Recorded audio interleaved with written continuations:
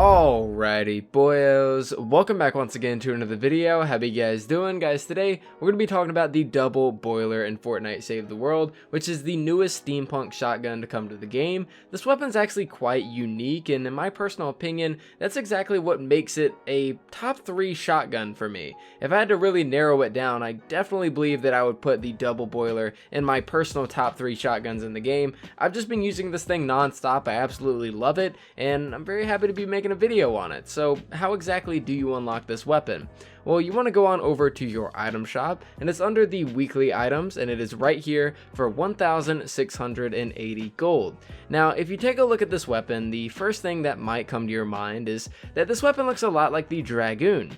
And what exactly is the Dragoon good for? Well, it's good for targets that don't really have that much health, and it's very good at eliminating multiple at the same time. It's really good for wave clear. You're able to kill at least a crap ton of husks and little husklings per shot with a just normal Dragoon, right? And both of these weapons look very similar. You know, you also have the Thunderbolt, I believe it's called, and the Old Smoky, all of which look like these normal sawed-off shotguns, which are really good for wave clear. However, even though this weapon looks like just a normal wave clear shotgun, it's not.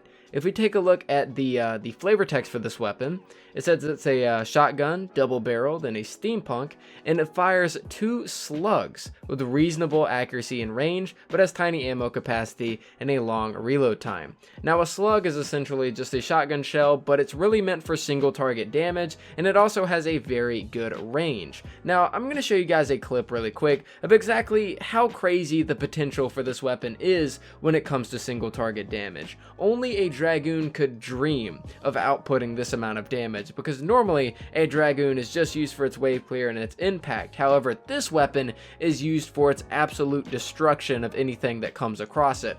I'm a very big fan of the double boiler. Let's check out the perks that I put on this weapon. Going over to the armory and the schematics, and let's take a look. We have crit damage, crit rating, energy, damage, and crit rating. It also has this last perk, which actually originally was broken whenever it first came out, but it's actually functioning now. It says on hit, a bullet will splinter into shrapnel and deal 40% damage in a cone behind the target, and it's on a 1.5 second cooldown. Now, this weapon will deal some damage, especially with that final perk. We of course have a double crit rating on this weapon, which is actually the first time I've ever really done this. But the reason I did is because of the crit damage being so high, you want to make sure that you're hitting that crit damage as much as possible, and the only way you can is if you got a high crit chance. Now, for the crit chance, of course, you do have diminishing returns. Normally you have 43% crit hit chance, but with the double crit rating you have 56% crit hit chance, which is very, very good. It's over 55%. That's amazing, and hitting this 410% crit hit damage is absolutely fantastic. So whenever it comes to this last perk, 40% of that damage is gonna go insane. Actually, from the Twitch stream yesterday, I was able to one-hit a blaster just by hitting the husk in front of him. It did that much damage. It's really good. Now, of course, this right here, this perk composition, these aren't the only perks that you can go with on this weapon. There's really 2 other builds that you can do. You can either do impact, like I was talking about with the Dragoon. You could throw an impact on here and, you know, throw some more damage on here and more impact, or you could replace this crit rating right here with a reload speed if you like. Essentially, you know, you'll be doing the same damage, but you'll be able to shoot more often with this build, and you're also going to have a little bit less reliability whenever it comes to hitting your crits, but you'll still be able to get more damage out there more often. I previously had reload speed, but I switched over to crit rating because the reload speed actually isn't too bad on the weapon, just as a base reload speed, and I'm trying to get as much damage out of this weapon as possible. So those are the perks that I went with on this weapon. It's actually really, really good. Now, what kind of hero composition do I use with this weapon to make it really good? Well, if we take a look over here, we of course have my man Buckshot Raptor. Now, if you guys don't know, you guys can get him from the collection book by getting to a level 100. And this guy will increase your shotgun critical damage by 125%. He's essentially an essential for this loadout. If you're going to be hitting your crits 56% of the time, make sure that you got this guy as your commander. I also went with Preemptive Strike. I know that not everybody's a fan of Preemptive Strike, but I really like it. I think it's very fun to get those really high numbers on those those enemies that have full health. And granted, not every enemy is going to have full health, but at least in my case, even when I'm playing with a full squad, I do come across a lot of enemies that are at full health, and I'm able to do a lot of damage with that first shot. You're going to be doing increased damage against enemies with full health, so your first shot will do a lot more than the rest. So for our support team, what exactly do we have? Well, we have Chromium Ramirez. Now, she comes with the In a Pinch perk, which reloads with an empty magazine, will regenerate your shield for 3 seconds, but it also allows you to reload faster, and I'm not sure if this is a bug or if it's intentional, but it's been here since the beginning of the hero rework, so I just roll with it.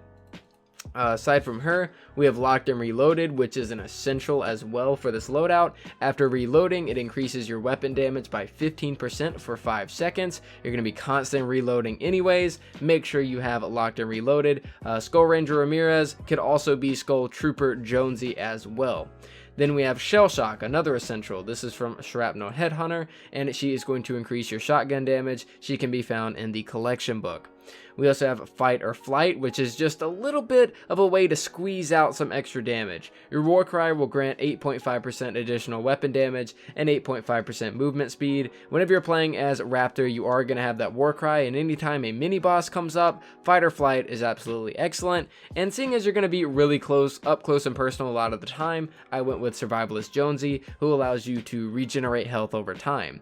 Now, even if you wanted to, with the new constructor that is in the game, you could actually go with him. You could go with the bomb suit to allow you to have extra armor. That's kind of a personal choice. Or you could put another hero in this slot whenever it comes to having more War Cry or anything like that. But for me personally, this is the best loadout. I just believe that all of these synergize very well. You have the critical damage to go alongside the insane crit chance. You have Preemptive Strike to allow you to get that extra little piece of damage out just on enemies that have full health. You got In a Pinch, which is going to increase your reload speed. It's going to keep you alive as well. Locked and Reloaded will increase your damage after that reload. Just general damage increase right here, and a little bit of burst damage to go alongside your War Cry, and then a little bit more survivability. So that is the hero loadout that I went with on this weapon alongside the perks and whatever. So let's go ahead and take a look at some gameplay of this weapon, and I'm just going to talk about my general thoughts on the weapon and whether or not I would recommend leveling it up fully as far as your perks are concerned, and making it Sunbeam or anything like that. So let's go ahead and jump into it. Alrighty boys, so here we are at the gameplay portion of the video for the Double Boiler. Now, the gameplay that you guys will be watching in the background is actually me in just a normal power level 100 mission, but I'm actually using a power level 106 Double Boiler because I didn't want to use a 130 if I'm fighting normal 100 enemies. Normally I fight 118s, so I went with a 106 in the gameplay in the background, but you guys are still going to be seeing me putting in absolute work with this weapon. So for this portion of the video, of course, I just want to talk about my general thoughts on the weapon and just showcase the weapon in action a little bit more. And yeah, so for me personally, I don't really use shotguns all that much. I'm kind of more well versed in assault rifles and pistols. And one thing that I've always stuck with whenever I give advice on pistols is that I always like to have a set of 3 weapons. I like to have the Rat-a-tat be my machine pistol, the Founders Revolt be my multi-target weapon, and a wild card. I always like that wild card to be there for me to use whatever pistol I want in the loadout. And as far as shotguns are concerned, even though I don't use shotguns often, I feel like this weapon should be that wild card in whatever loadout you're going with.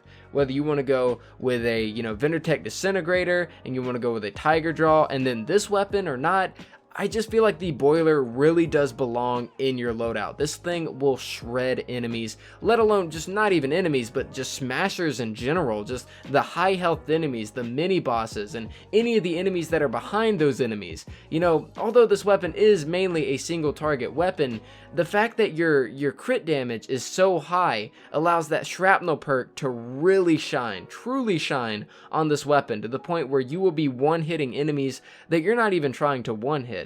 This weapon, although it is a precision weapon, kind of opens up a whole new avenue for trying to get headshots as well. Getting those headshot crits that are going to do even more damage than just a normal crit as well. It's really, really good for almost any situation. You can go up close, you can blind fire it and absolutely spam your shots. Or you can actually be a pretty good distance away and actually aim your weapon in and try to get headshots that way. Because keep in mind, this weapon is a slug weapon. It's also also single target, and it also has the chance of being a multi-target weapon if you line up your targets correctly.